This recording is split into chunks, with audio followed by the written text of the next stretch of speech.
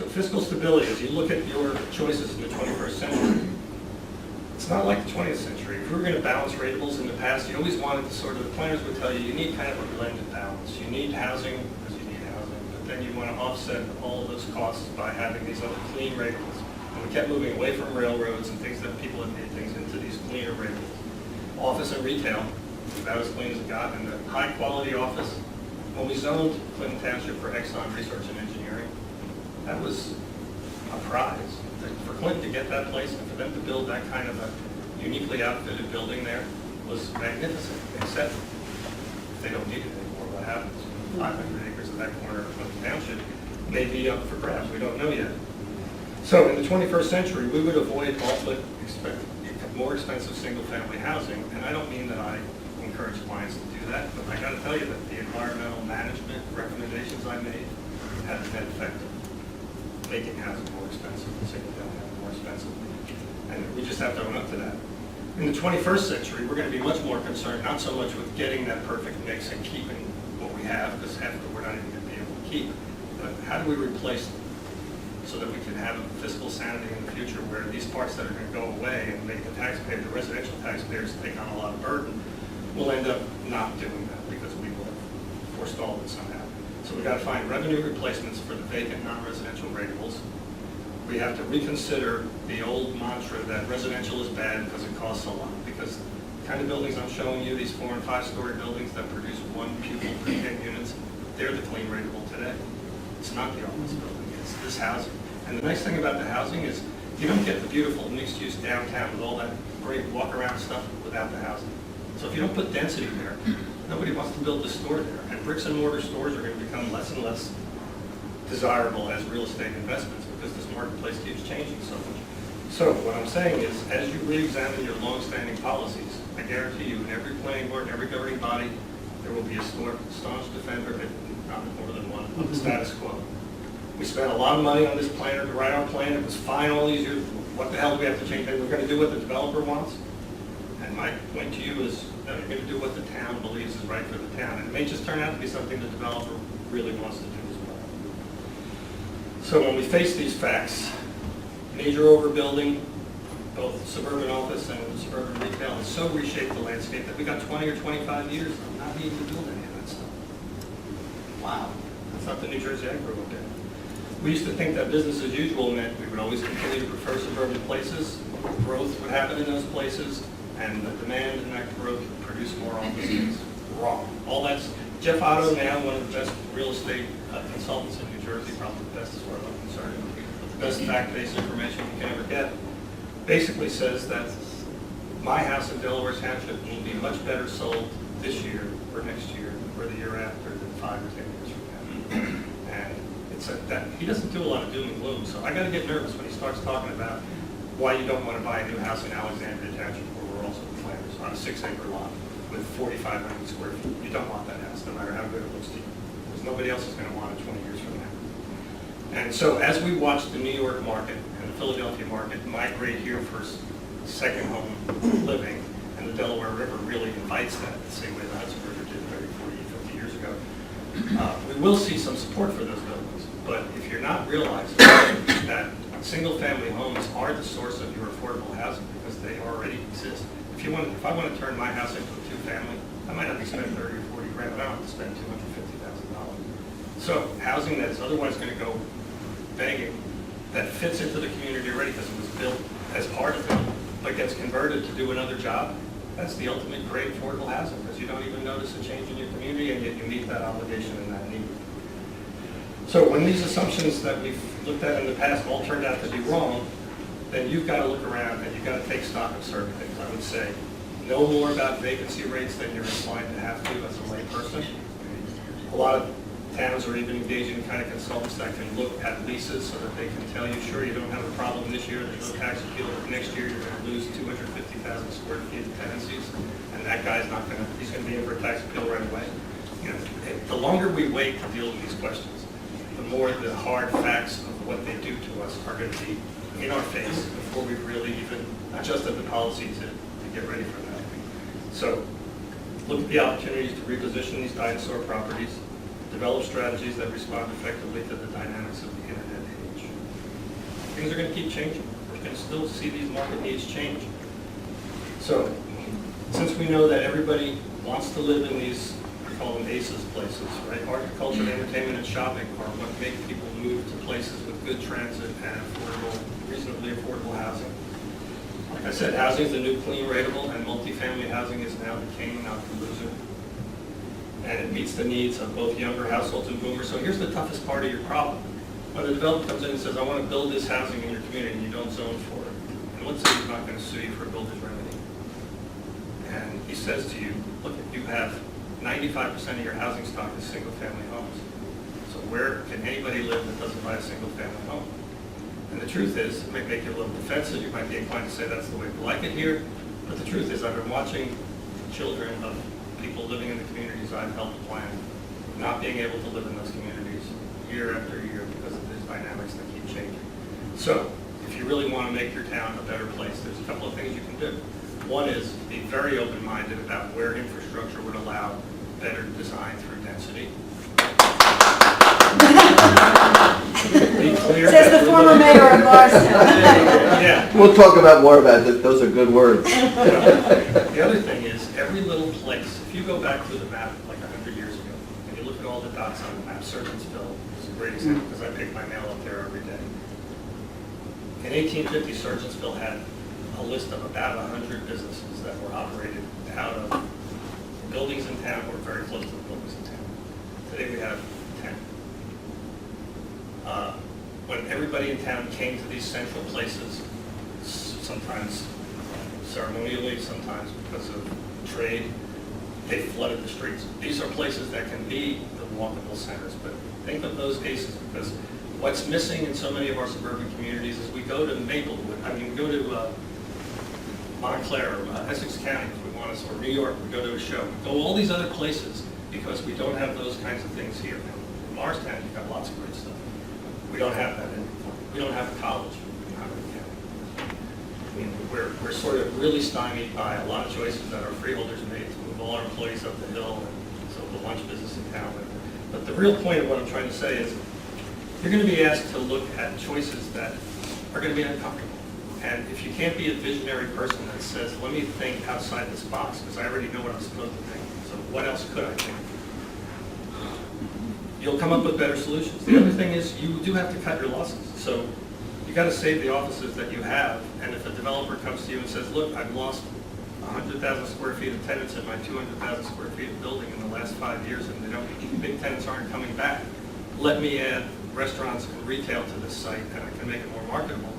Well, that might be a good thing, and it might not be a good thing. It's unique in every town. It's an individual choice.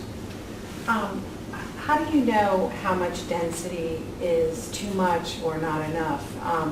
I am an elected official in Morristown, and I have a constituency that feels we're overdeveloped, and then I have a constituency that feels that is doing a lot what you say, that we have to plan for the future and protect our rateable base and respect reuse and redevelopment. But we have the Transit Village, we have 800 or hundreds of units being developed with Speedwell Avenue. We have the Epstein's program, which is still lingering and is causing, is creating the need for more. How do you know when enough is enough, and what your town can manage sustainably? With our roads, our infrastructures, and the traffic and the pollution, the air pollution. So when you swap out housing for offices, you still get a lot of the same peak hour traffic movements, but you have them differently because the housing is an origin rather than a destination. So you don't have all these people converging on that site to come to work. You have people leaving the site. I think unless you've done a really good infrastructure assessment to know what you can handle and have a vision for what improvements you would make to make sure you can handle it, you just continue to improve more high density without knowing what it's going to mean. I drove back from Manhattan in the snow last night at midnight, and even at midnight, things are jumping there. But when you drive around to a place like that and you realize that a city that never sleeps also keeps things moving all the time, even if it's at a snail's pace, it's worth it to be in New York. So people will put up with taking a half an hour because I made a wrong turn and I have to go 2 blocks that way and 2 blocks that way. They won't put up with that in Morristown. They don't expect that here. And I think you have to figure out how to gauge what's happening so that you're both planning for enough infrastructure and you're leading the development with the infrastructure improvement so it doesn't take 5 years to get there. So that was called an infrastructure improvement plan? Did you say Well, infrastructure assessment? Yeah, I think in your circulation plan, there should be some understanding of what kind of demands are on your system. And the other thing that's really huge these days that most of the enlightened towns are really focusing on are complete streets plans. We spend so much time designing streets that are really all about vehicles and not making any place for pedestrians or bicycles. And now to try to go back and find a place for them, we keep putting them in harm's way because the bike path ends right where everything gets kind of crazy.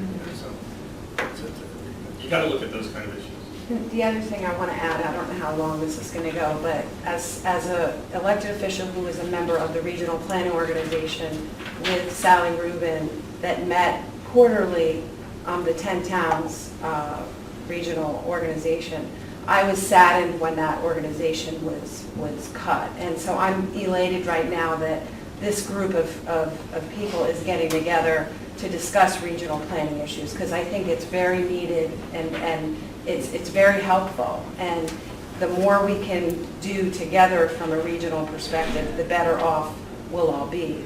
So I would... That was a great segue for me, because the last part of, in the last couple of slides, really you exemplify just what you're talking about.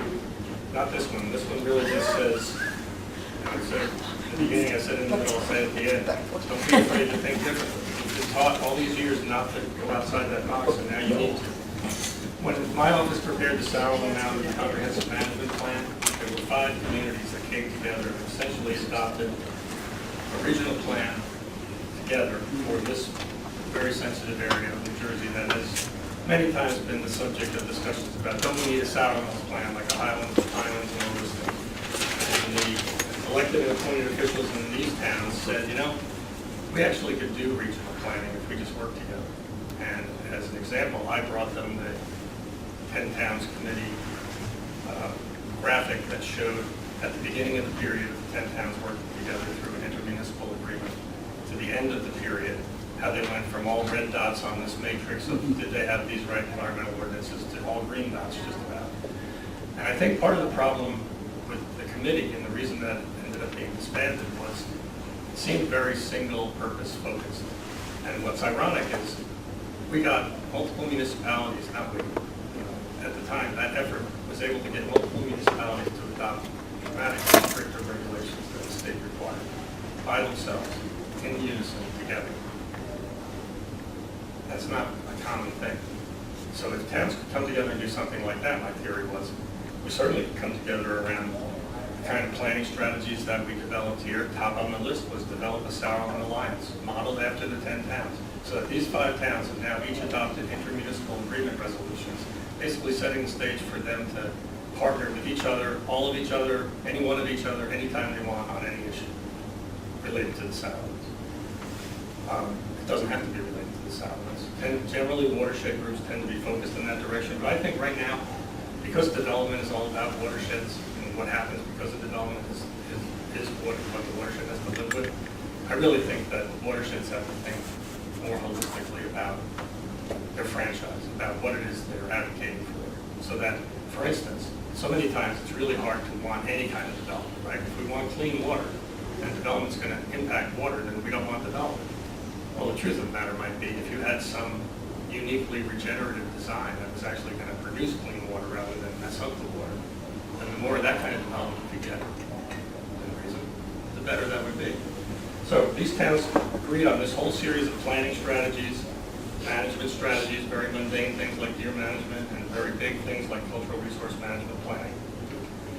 Regulatory approaches, again, all 5 towns agreed to this whole series of different approaches. They bought into this plan and they adopted these resolutions.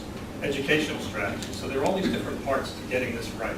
And if you don't start with education, I had them in the wrong order because education is first, regulation is last. So an intermunicipal cooperation agreement is what I think is the framework for regional land use regulations, because the strongest laws we have are home rule, like Municipalities have tremendous power. Even when you act on your own, the court says, tie goes to the runner, you win.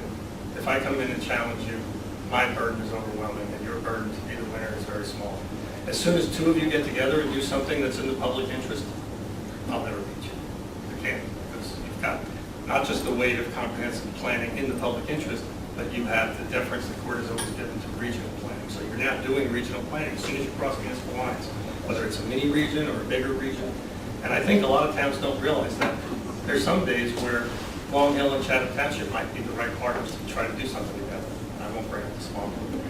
And there's other days where they might not be the partners for something, and Long Hill might be looking in a different direction because the problem is more geographically someplace else. But I think finding a way to get comfortable with the thought that we are going to position ourselves to partner every chance we get, not only gives you the fiscal and other strategic benefits of working together, but it really minimizes the state's ability to say, home rule's killing us. The more we can do more than just what home rule does in a very narrow manner, the more home rule can benefit. Home rules, I think, is the strongest tool for regional planning because the court, I've gone to court on all these environmental, 7 or 8 of the environmentally protected land use plans, Bedminster, Keystone, Hopewell, we won every time. And we won every time in those cases because the case law all said we were supposed to win if we were doing something in the public interest. If we had even one good reason. You want a lot more than one good reason. And I think we're in a world right now where we can come around to a lot of us working together toward a lot of those important purposes. All right, I'd like to thank Frank and all of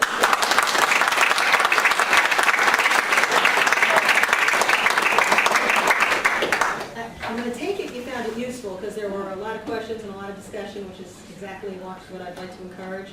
I'm going to send everybody an email. I hope you'll be able to contribute and participate and say, hey, can we talk about this the next time? Or I think this would be a great topic of discussion. I have these questions or I have these solutions.